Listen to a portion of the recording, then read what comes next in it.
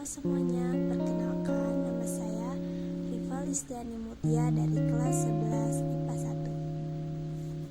1. Nah, di sini saya akan menjelaskan sedikit mengenai detik-detik menuju proklamasi kemerdekaan Republik Indonesia. Nah, teman-teman pasti sudah tahu kan kalau Indonesia itu pernah dijajah. Kalian tahu nggak negara mana aja yang udah mulai menjajah Indonesia? Yaps, betul sekali. Negara yang pernah menjajah Indonesia diantaranya ada Belanda, Jepang, dan Inggris dengan waktu kurang lebih 350-an tahun. Melalui masa yang sangat panjang, pada tahun 1944, Indonesia mulai mencoba untuk bangkit dan menyiapkan kemerdekaannya.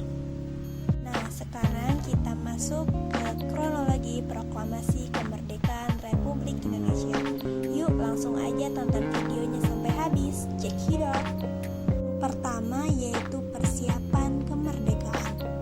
Teman-teman udah pada tahu belum berapa lama persiapan yang dilakukan Indonesia?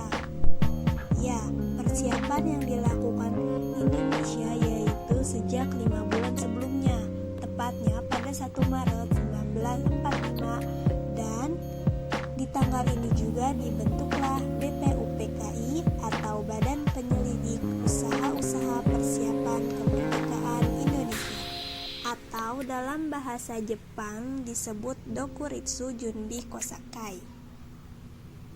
Badan ini diresmikan pada 29 April 1945 dan diketuai oleh Dr. Rajiman Wedyo Diningrat. Sebagai persiapan, BPUPKI melakukan 2 kali sidang. Sidang pertama dilakukan pada 29 Mei sampai 1 Juni 1945.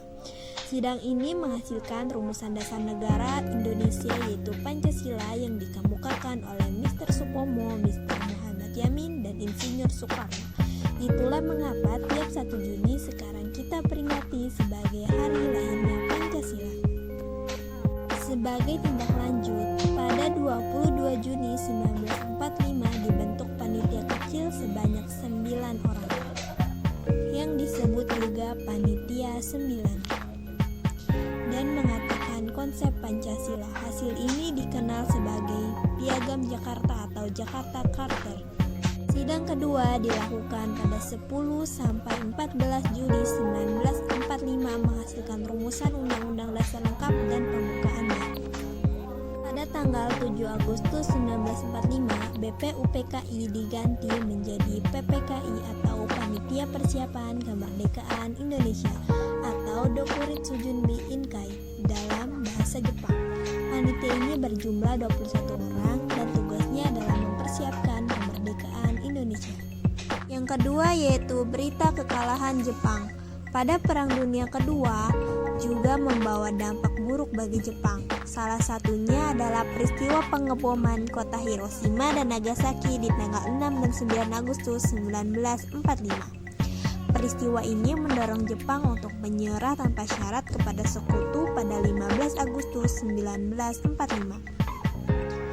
Berita kekalahan Jepang menyebar dengan cepat lewat radio dan didengar oleh tokoh-tokoh muda Indonesia. Bersama dengan Mohatta, golongan muda ini mengadakan rapat di Pegangsaan Timur. Rapat dipimpin oleh Khairul Saleh dan menghasilkan keputusan yang menjadi dasar proklamasi Indonesia. Hasil ini disampaikan kepada Bung Karno oleh Wikana dan Darwis. Namun terjadi perbedaan pendapat. Setelah beberapa rapat, akhirnya golongan muda memutuskan untuk mengasingkan Bung Karno keluar kota agar tidak mendapat pengaruh dari Jepang. Yaitu peristiwa Rengas Dengklok. Bung Karno dan Bung Hatta diungsikan ke Rengas Dengklok, Jawa Barat oleh para pemuda. Mereka dijemput pada tanggal 16 Agustus 1945 pukul 4.30 waktu Indonesia Barat oleh rombongan golongan muda. Ahmad Subarjo yang saat itu mencari keberadaan Bung Karno dan Bung Hatta pun diberangkatkan ke Rengas Dengklok untuk bertemu dan berunding dengan mereka. Akhirnya Subarjo berjanji jaminan nyawa kepada golongan muda bahwa proklamasi kemerdekaan akan diumumkan diumumkan pada keesokan harinya selambat-lambatnya pukul 12.00 waktu Indonesia Barat. Keempat, yaitu perumusan naskah proklamasi.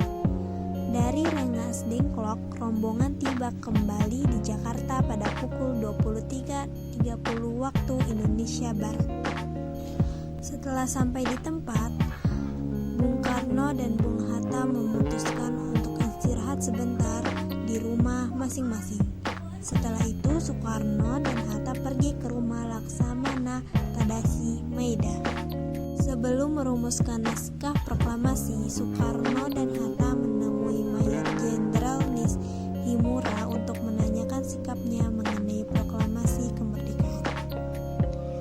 Kata proklamasi adalah sumbangan pemikiran Soekarno.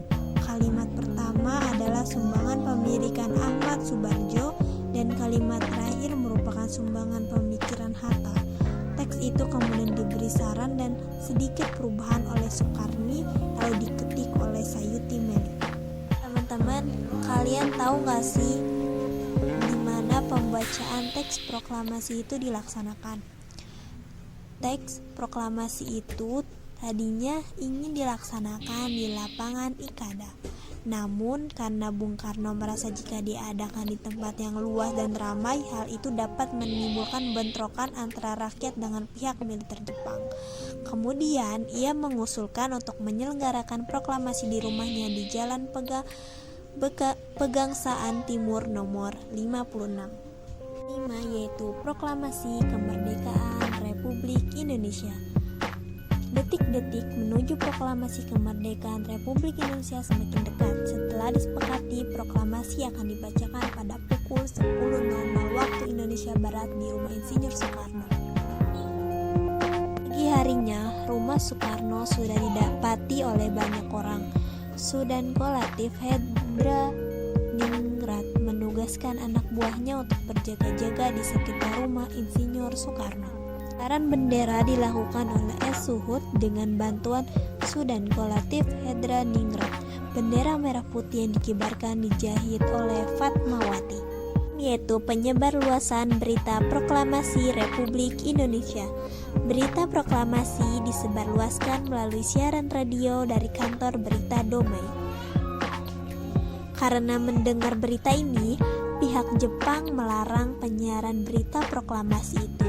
Kemudian, pada tanggal 20 Agustus 1945, alat pemancar di Domei diputus dan disegel sehingga pegawainya dilarang masuk.